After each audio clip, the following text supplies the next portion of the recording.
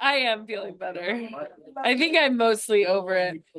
Honestly, Wednesday, I thought I was gonna lose my voice for the whole week. But huh? These little chillin'? Because you're different, Barry. So we never have it. No.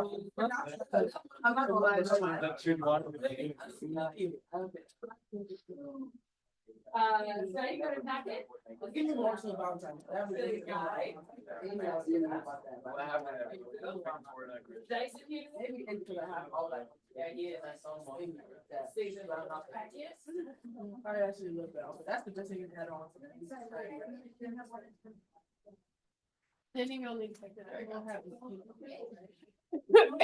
All right.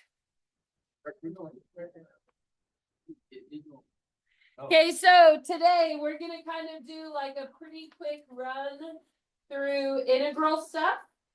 So if you'll take a look at the first page, okay, all of those questions are U sub, but we're just gonna do the bottom two, okay, because the top one's a little more maybe vanilla than the other two. So let's do middle one first. What do you think you should pick as your U? 5 minus 3x, very good. So first thing that I'm going to do is rewrite this as this is the same as 1 over 5 minus 3x with the dx in the back. So notice the way they wrote this, the dx is the top of the fraction. But remember, you can kind of pull it out to the side and leave a 1 as a placeholder if you want. These are the same. So let your u equal 5 minus 3x. What does that make your du dx?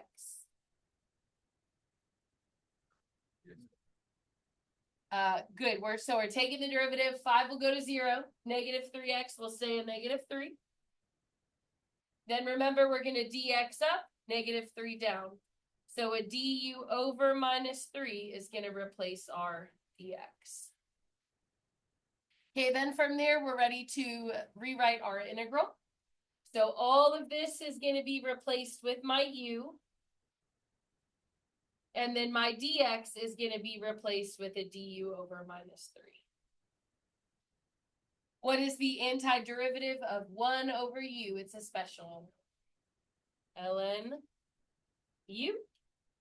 And then what number should I have outside of that just from my constant here? Negative 1/3. Okay, now from here, remember that you have options. If you want to take the u and turn it back into a 5 minus 3x, you can use the original endpoints. Okay, or for u sub, typically we'll leave this as a u, but we'll swap our endpoints. So I'm going to do that. So my top endpoint was a 4. Plug that into here. Now I have 5 minus 3 times 4, which would be 5 minus 12, which is what? Negative 7 on top. Okay, then we'll plug that in a minute. Okay, my bottom endpoint was a 2. So let's do 5 minus 3 times 2 for my second endpoint. 3 times 2 is 6. 5 minus 6 is negative 1. Okay, then we're plugging those guys into our antiderivative. So on top, I have negative 1/3 ln of minus 7 and negative 1/3 ln of minus 1. Okay, now you should remember from pre-cal, probably you don't, but it's okay. Okay, that you can't ln anything that's negative. So what is wrong with how I wrote this? Those absolute value bars have to be there, because if they weren't here, this makes no sense, right? But if I put those bars back, then what is the absolute value of minus 7? It'd be regular 7, which is then allowed to be ln. So for the top, I have negative 1/3 ln 7, negative 1/3 ln 1. From there, top minus bottom. Okay, and then remember what I'm gonna do, if they both have the negative a third in the front, then I'm gonna pull that out and just subtract the LNs.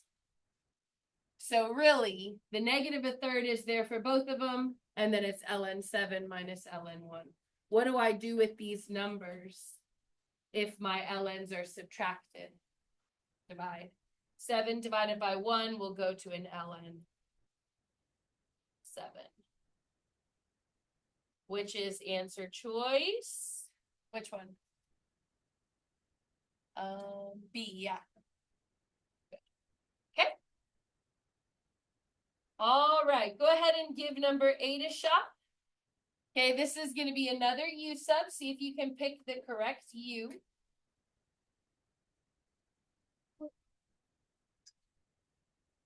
Okay, any guesses? What should we pick for our U? Okay, x squared plus 9.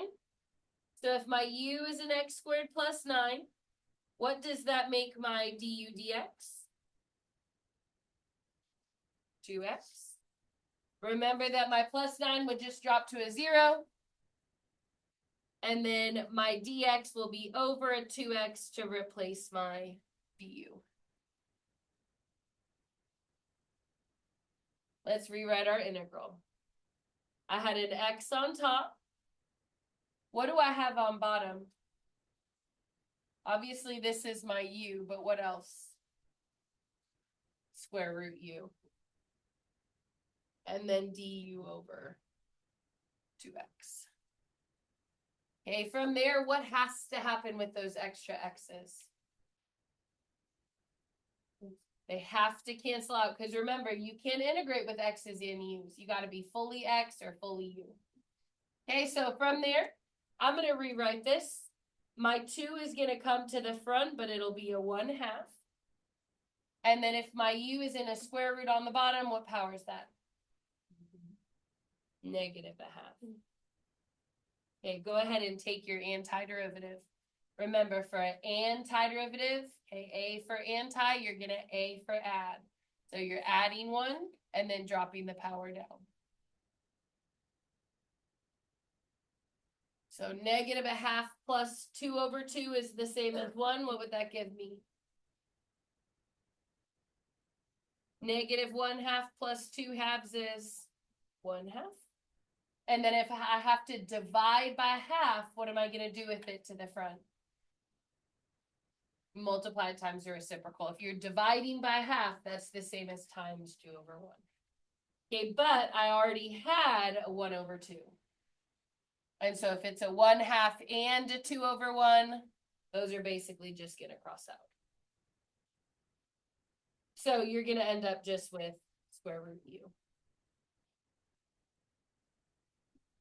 Okay, notice I don't need a plus c because I have what instead?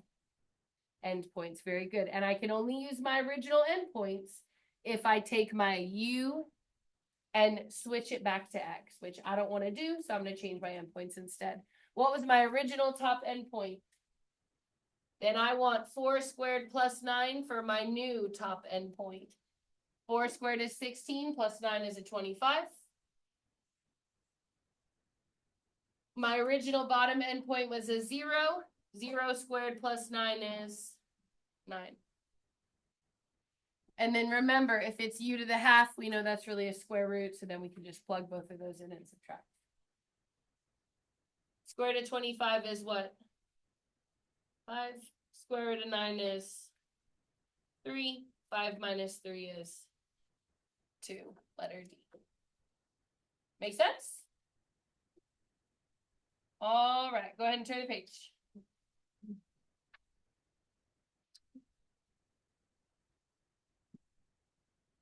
All right, take a look at number 85 there at the top.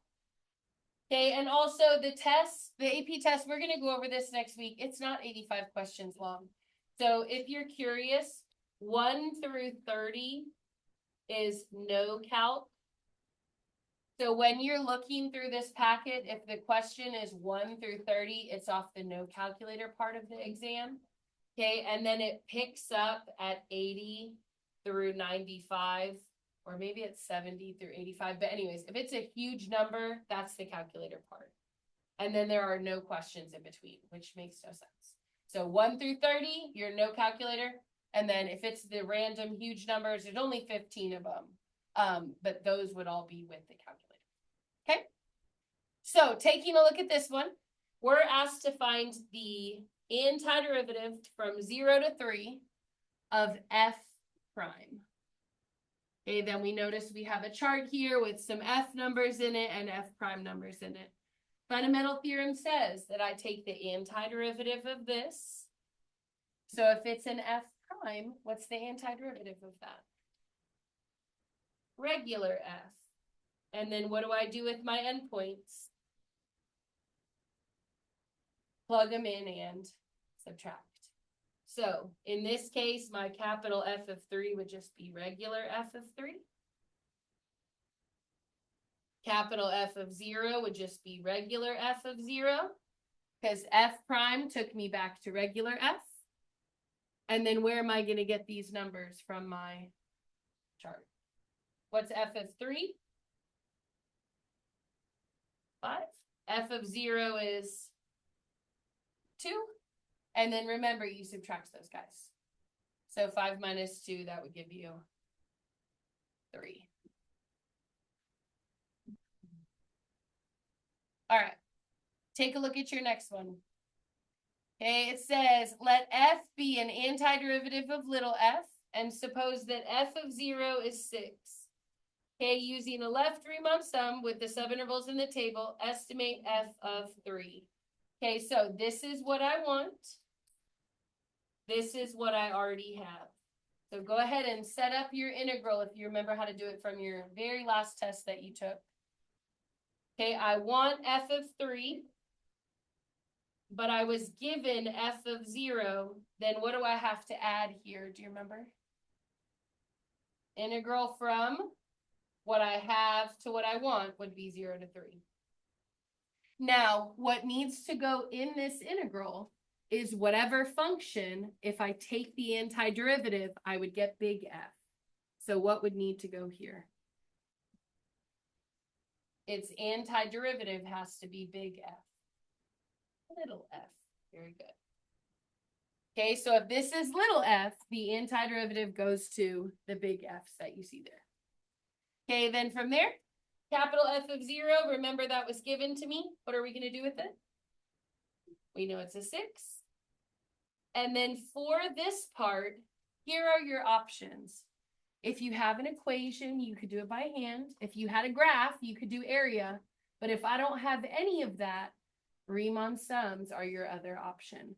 So it tells you right here that for the integral part of this, we're going to do a left Riemann sum, which we haven't covered these in a while.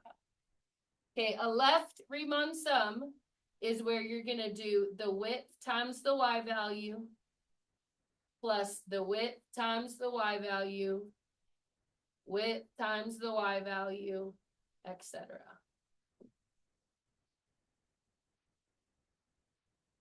Now, if your delta x or your width is always the same, do you remember you can GCF that out? Okay, so will you look at our chart and tell me if my distance between my x's is always the same or if it's changing?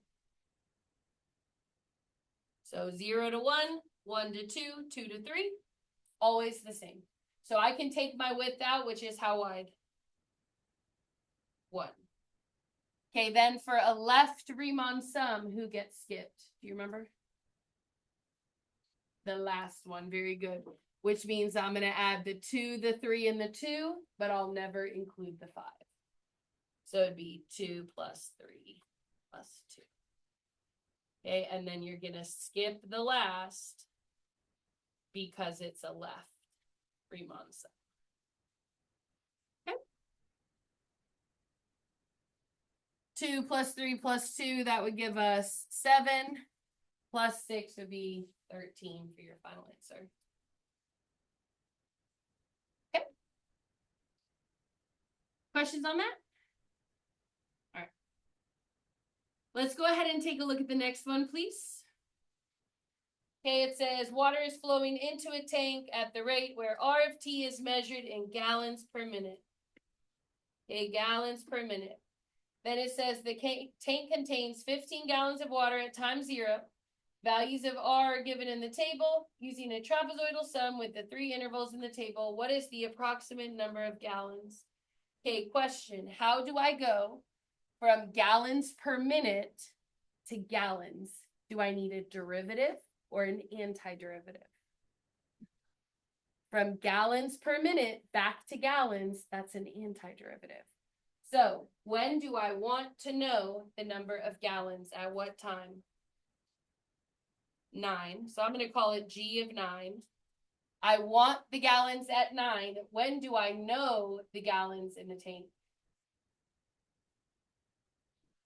At 0. What did it tell me right here? That there was already 15 gallons of water in the tank at 0, so I know the gallons at 0. And then I'm going to add the integral between them from 0 to 9. Now, if these are big gallons, then these need to be gallons per minute, and they called that R of T. Okay, which is basically just what's in your chart. So if these are gallons, that's the antiderivative of gallons per minute. Okay, and then I don't have a graph, but I have a chart. So instead of a Riemann sum, what are they asking me to do this time? Trapezoidal sum. So remember, for a trapezoidal sum, what is G of 0? Let's go ahead and sub that out. 15 plus. Okay, for a trapezoidal sum, here's your formula. You're going to do the 1/2. Then you're going to add the y values and multiply by the distance between them. So my first trapezoid, I would add 9 and 6 as my basis. So 9 and 6 as my basis. And then what's the width covered by the x's on that? From 0 to 4 is 4. Okay, next trapezoid. 1/2. I'm going to add the y values, but remember that I have to reuse 6 with 4. So 6 and 4 are my y values. And then what is the width of that interval along the x-axis if I'm going from 4 to 7? 30. Okay, last one. We're adding 4 and 3 are my y values. And then the distance between their x's would be from 7 to 9, which is how wide? 2. Okay. Then from there, we're going to have 15 plus 9 and 6 give me 15. But then what's half of 4 times 2? Okay, so usually they'll make these numbers pretty manageable. Here, my 6 and 4 add to 10. That's an easy number for me to cut in half. Half of 10 would be 5, then I'll times it by the 3. And then for my last one, 4 and 3 add to 7, but I can cut the 2 in half. So that'd be 7 times 1. So that gives me 15. This is 30. Another 15, and then a 7.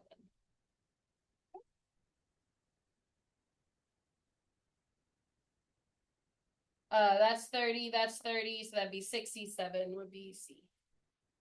Questions on that? All right, go ahead and take a look at the next one, please. You have a graph. It asks you to find the integral from 0 to 7. Okay, how are we going to do that? Take the area, split that into as many shapes as you think you need. Isaac, can we put the computer away, please, today? Same thing, please. Today. Okay, how many shapes do you need? Can you do this all as one big shape? No, that's not a trapezoid because it's got too many sides. So I'm going to do this as one trapezoid. And for that trapezoid, where are my bases? The top and the bottom or the sides? the sides. For the next trapezoid, okay, which is going to be this one, where are the bases? The top and the bottom. Okay, remember, your bases have to run parallel to each other. Okay, so when you do your formula, make sure that's the case. Okay, then for your last little triangle, how will I count that area? Based on where it is on the graph. It would count as a negative. So for this one, these are my bases for pink. Okay, and then for green, these are my bases, top and bottom. So let's do pink first. 1/2, base 1 is 1, base 2 is 2. And then the distance between them is the width, which would also be 2. For green, it's 1/2. My top base is 2, my bottom base is 3. And then my height between them is 2.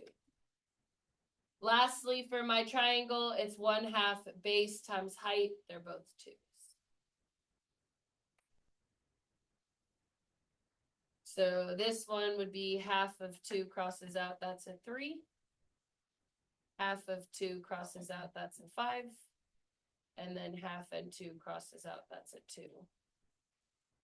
But remember that that 2 would count as a minus.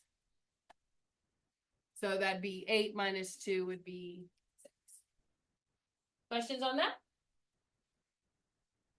All right. Go ahead and go down to the next one, please. First question, anytime you have a graph, is going to be, what is the graph of? Is it F, F prime, or F double prime? Okay, so looking at your next question, what does it tell me my graph is of? This is a regular graph of f of x. So f of x would be what feature on this graph? Y value. What would f prime of x be on this graph? What feature? Slope. Okay, because f prime is the derivative of f, which is a slope in the graph.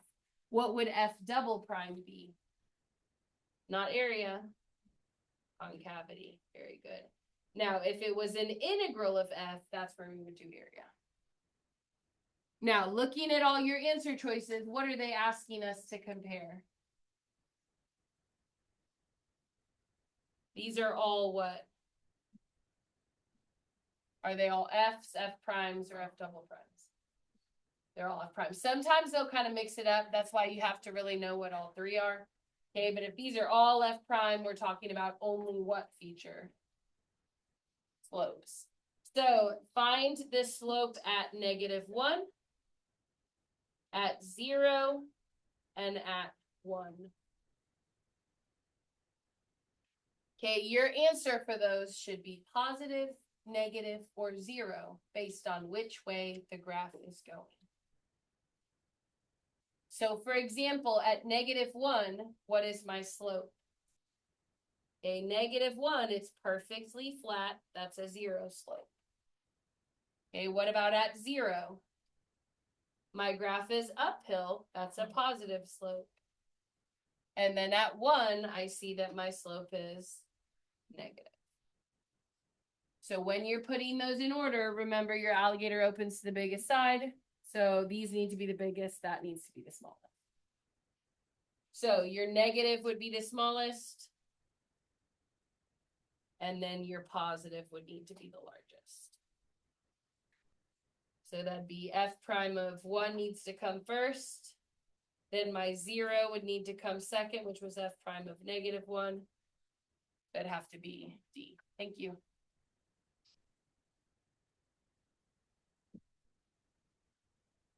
All right, next one. Take a look at number 78, please.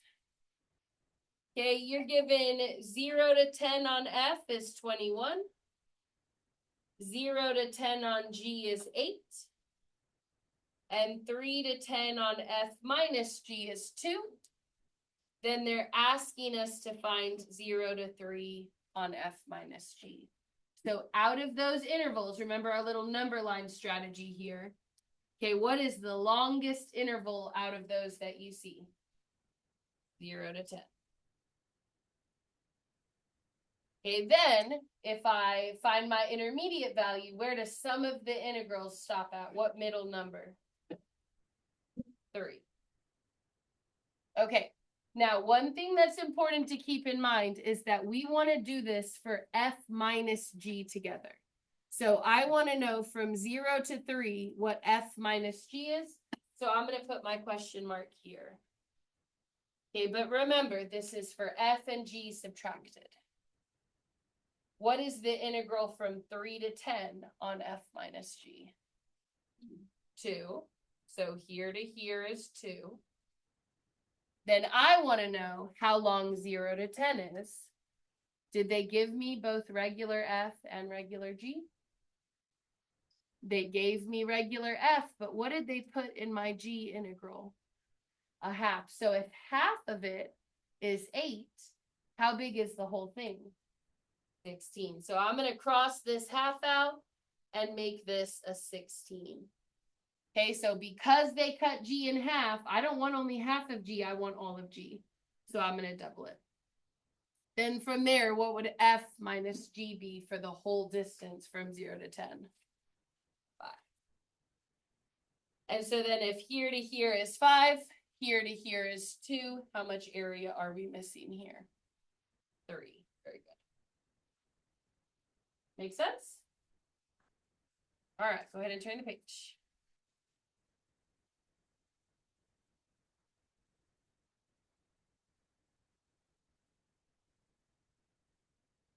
All right, next one. Okay, it tells you that the integral from 0 to 4 on f prime is 8. And you're asked to find f of 4. Okay, so first question, if they're integrating f prime, let's fill in the blank. F of 4 equals, this is what you want to find.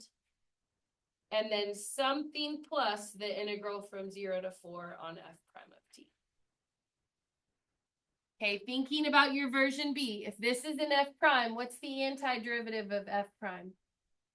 Little f. And I have little f at 4 that I'm looking for. What would I need to put here? Little f of what? What number? Looking at your integral. If the top is a 4, this has to be 0. And then where can we get little f at 0? From the chart. Very good. So at 0, my y value is 5. And then they gave me this value right here. They tell me that integral is 8. So 5 plus 8 would be 17. So if you're integrating f prime, you should be thinking about that version B of this guy with the want and the have. Those would be regular f. Okay. Next one, let's take a look at number 10. You have one just like this on your practice packet. They gave you velocity, and they're wanting you to go back to position. What do you need to do? Derivative or antiderivative? Okay, integral or antiderivative. So remember, it's position, derivative is velocity, derivative is acceleration. So if you're going down the list, those are derivatives. Up the list are antiderivatives. So if I want to go up, I know I'm going to have to integrate this. So v of t equals 3t squared minus 4, and I'm going to integral. V of t is going to go back to what? Usually for position, they'll use x. So see where it says like x is -2, so I'm going to call it x of t for position. Will I need any fancy rules on this side? Just a nice, easy polynomial. So up the power, then divide it to the front. So 3t squared, what would that go to? And then divide the 3 on the 3 in front, that's a 1. Minus 4 will go to 4t. plus C. Then remember, they have to give you some sort of information to go back and find this C. So if you look right here, it says if the particle is at position -2 at time 0, that's what we need to know what our C is. So -2 needs to be the answer when I plug in 0. So that'd be 0, 0, C. And then what do we automatically know our C is? -2. So I'm going to rewrite my position function here. T cubed minus 4t minus 2. This is the position at any time that I want. When are they asking me to find the position? At 3. So once you have that equation, then you can plug those 3's in. So 3 cubed is 27. Take away 12, take away 2. That'd be 27, take away 14. If you just combine those negative parts, which would give you 13. Okay.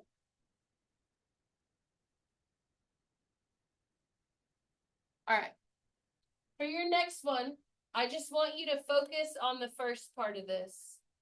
Draw in trapezoidal sums on each of those graphs, and we want the trapezoid to over-approximate the area. So draw in a trapezoid, okay, from 0 to 4, and see which graphs is the trapezoid too big for the actual area.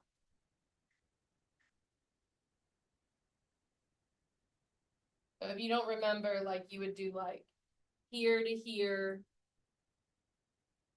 and then connect it with a trapezoid. Do you remember doing that? And you don't have to do the whole space if you don't want to. Like if you want to do like a shorter part of it, you could just do like 2 to 3 if you want. And then draw your trapezoid in. Let's do 1 to 3. Draw the trapezoid. 1 to 3. Draw the trapezoid. And then 1 to 3. Okay, so I want my trapezoidal sum to over approximate. Which graphs do not do that?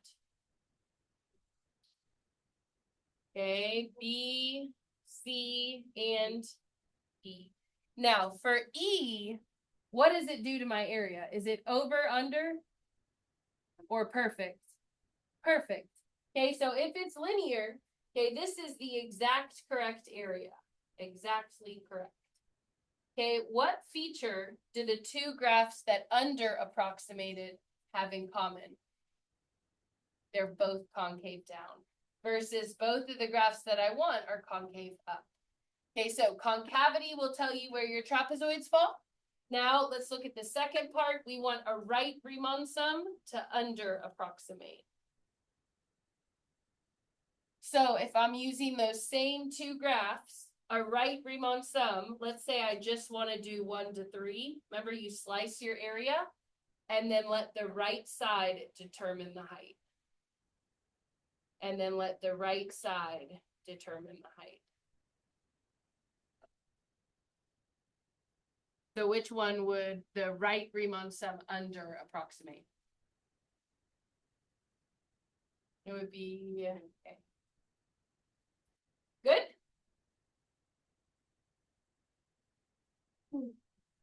All right.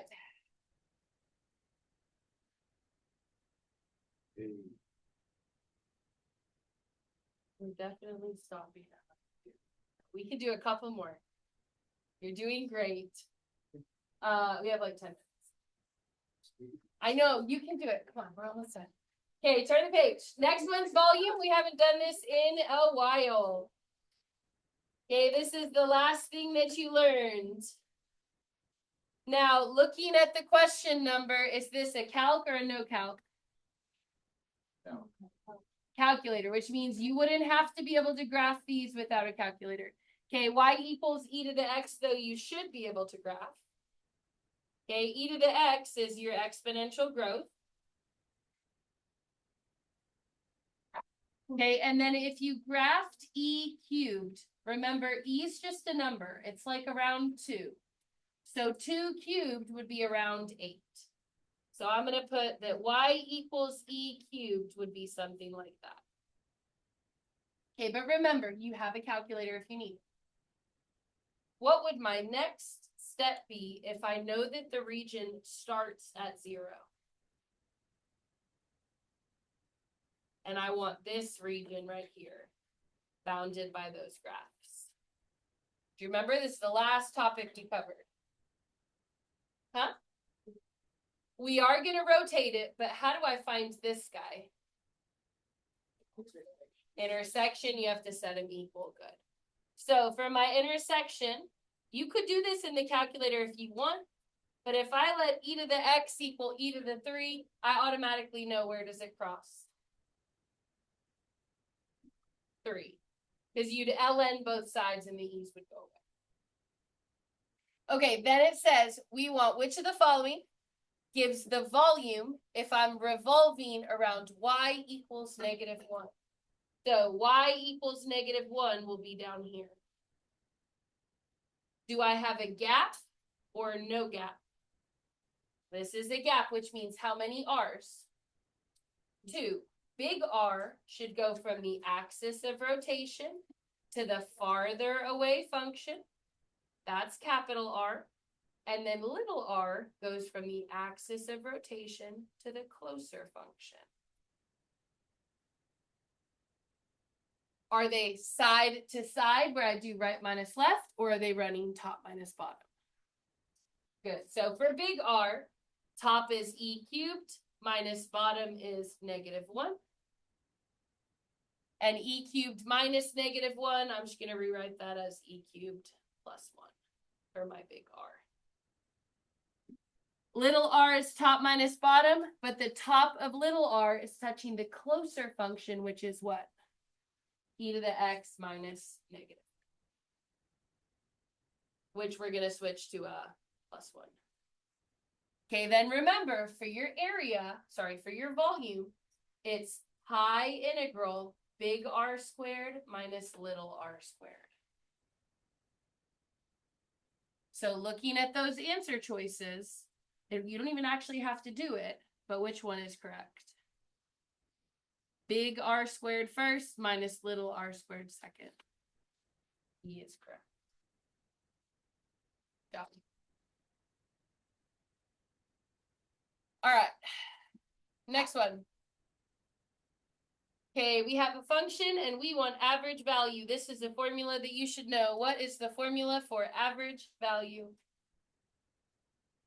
1 over b minus a integral a to b of f.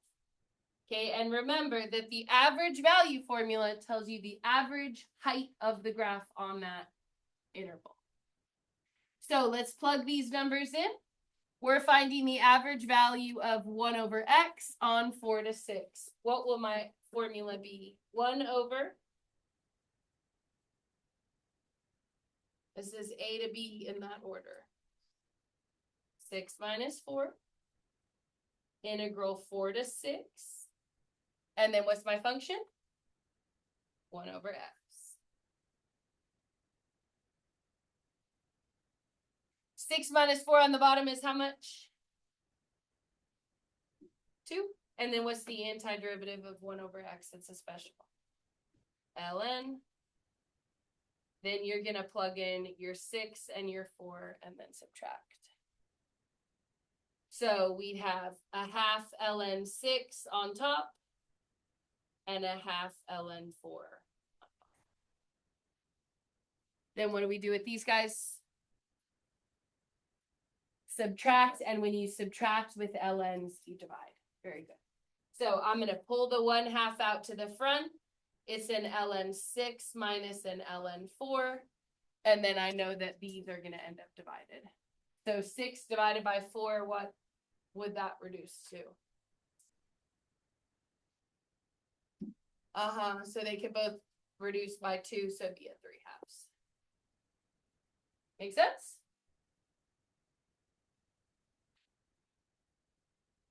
All right. What should be our last one?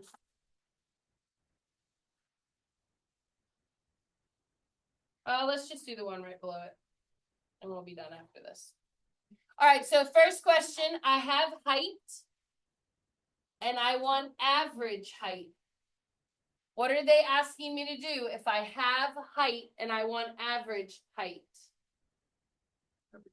Average value, because remember, average Y value is the average height if I already have height, okay, because it's the average Y. All right, so go ahead and set it up. It would be 1 over, what's my interval for my B minus A? They're telling me I want to go from 0 to 2 would be 2 minus 0, integral 0 to 2, on the function 16 plus 7 cosine I t over 4. So it's 1 over B minus A, integral A to B, and then of the height function they gave you. What is this front number going to come out to be for the fraction? A just a 1/2. Okay, now something kind of interesting that happens on this question is that you're going to have to split this into 2 separate pieces. Here's why. When I integrate 16, do I need U sub? No. But when I integrate the cosine, am I going to need U sub? Yes. So for this one, you're going to have to split that integral part into 2 pieces. And then what I'm going to do is, at the very end, I'm just going to cut the answer in half. So I'm going to just kind of split the 1/2 out. I'm going to find these 2 and then just cut the answer in half at the end. Let's do the 16 first, nice and easy. What's the antiderivative of 16?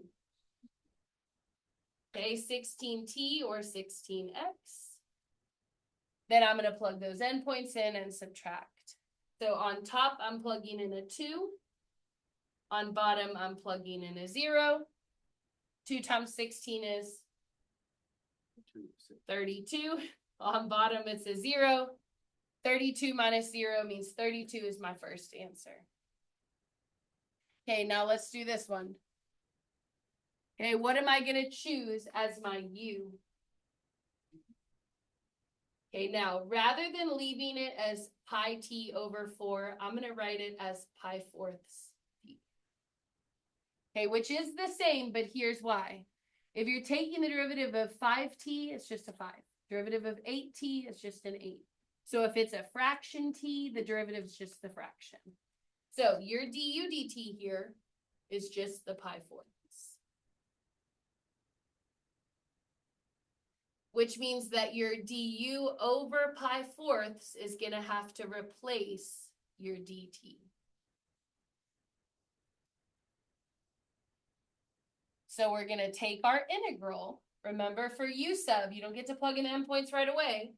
Okay, it's going to be 7 cosine u, and then du over pi fourths.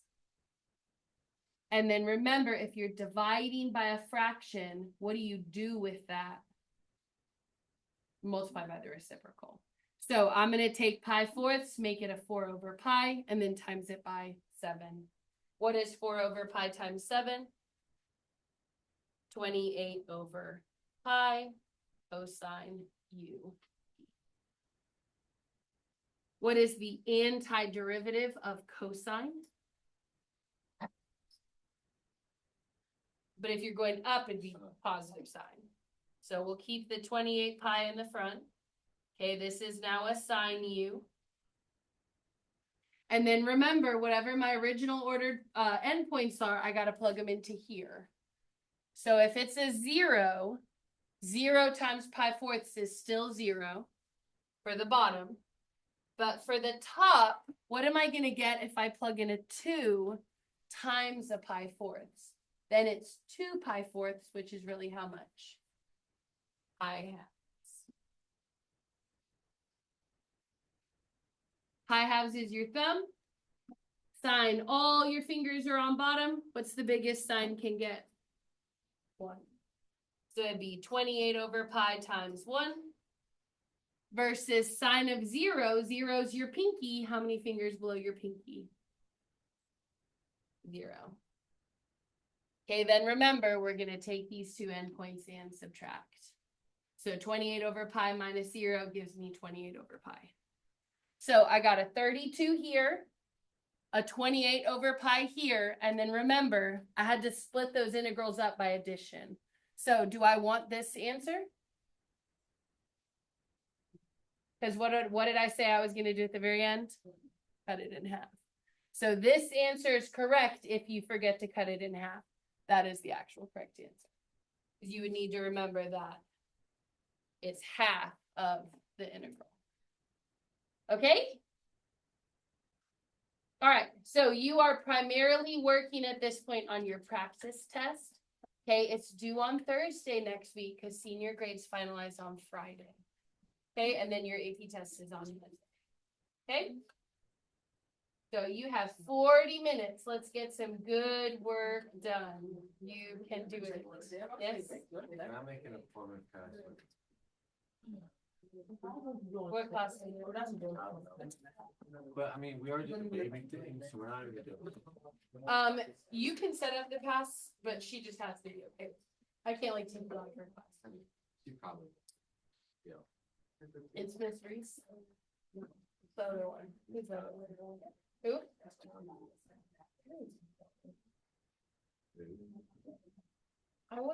Reese does the teaching internship. She's the teaching lady. Road teacher ladies. Yeah, they're but like for teaching teacher, you know? Like for the people that like want to become teachers, I think that's Miss Reese. What's Johnson's first name?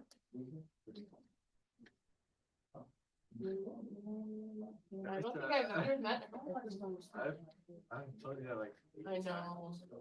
There were so many teachers at this school, to be honest.